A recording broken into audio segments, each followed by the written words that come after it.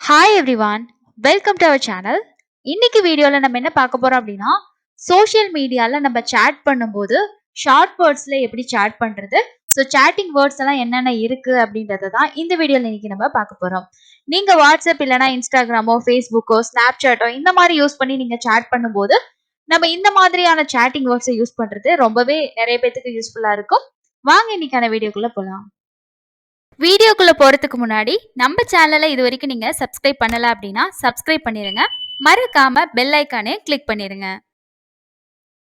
SUB இல்லனா இசட்யூபி அப்படின்றத நம்ம எதுக்கு யூஸ் பண்ணலாம் அப்படின்னா, வாட்ஸ் அப் அப்படின்னு கேட்கறதுக்கு நம்ம எஸ்யூபி இல்லனா இசட்யூபி அப்படின்றத யூஸ் பண்ணலாம்.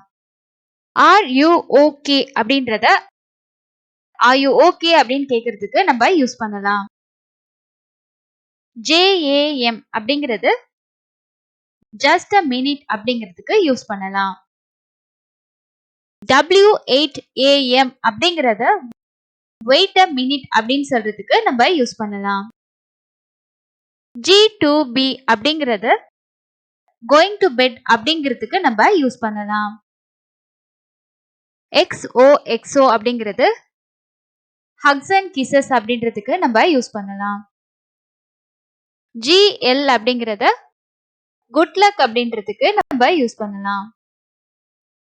GJ அப்படிங்கிறது குட் ஜாப் அப்படின்னு சொல்றதுக்கு நம்ம யூஸ் பண்ணலாம். NP அப்படிங்கிறது நோ ப்ராப்ளம் அப்படிங்கிறதுக்கு யூஸ் பண்ணலாம். SU ஷட் அப் அப்படிங்கிறதுக்கு நம்ம யூஸ் பண்ணலாம். WRU அப்படிங்கிறது where are you அப்படின்னு கேட்கறதுக்கு யூஸ் பண்ணலாம். TYT அப்படிங்கிறது take your time அப்படிங்கிறதுக்கு நம்ம யூஸ் பண்ணலாம். OTW அப்படிங்கிறது on the way அப்படின்னு சொல்றதுக்கு யூஸ் பண்ணலாம்.